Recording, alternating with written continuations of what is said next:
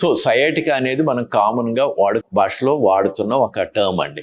మీరు గనక మనం డిస్కస్ చేసినట్టు చూస్తే ఎప్పుడైతే డిస్క్ అనేది వెనక్కి వచ్చి మన నరాన్ని ఒత్తుకుంటుందో ఆ నరం వల్ల ఇరిటేషన్ అవటం వల్ల back side of the leg పైనుంచి కింద దాకా అరికాలు దాకా వెళుతూ ఉంటుంది. దీన్నే మనం సయాటికా అని అంటాం.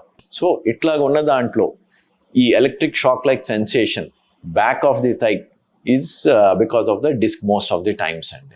దీనికి మల్టిపుల్ కండిషన్స్ ఉండొచ్చు, కానీ తరచుగా కామన్గా మనం కనుక చూసింది అయితే అది డిస్కే అంటాం. 90% ఆఫ్ ది టైమ్ సయాటికాకి కారణం ఒక డిస్క్ ఏదైతే పగిలి బయటకు వచ్చి నరాన్ని ఒత్తుకుంటుందో అది.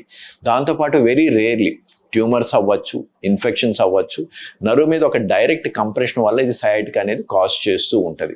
సో దీనికి ట్రీట్మెంట్ ఏంటి? డిస్క్ 90% ఆఫ్ ది డిస్క్ కాబట్టి ప్రొలాప్ డిస్క్కి మనం ఏదైతే ట్రీట్మెంట్ ఇస్తున్నామో అది రెస్ట్ అవ్వచ్చు, ఎక్సర్సైజెస్ అవ్వచ్చు, మెడికేషన్స్ అవ్వచ్చు, అవే క్యూర్ చేస్తుంది.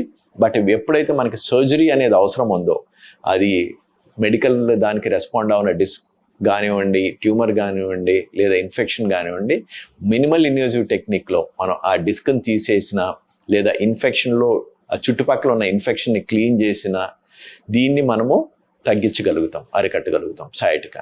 మెడ్ ప్లస్ లో అదే మెడిసిన్ అదే క్వాలిటీ, మార్కెటింగ్, డిస్ట్రిబ్యూషన్, ఇంకోటి అంటూ వీళ్ళకి అదనపు ఛార్జీలు ఉండవు. అందువల్లే 50 to 80% డిస్కౌంట్ లో మనకు అందిస్తున్నారు.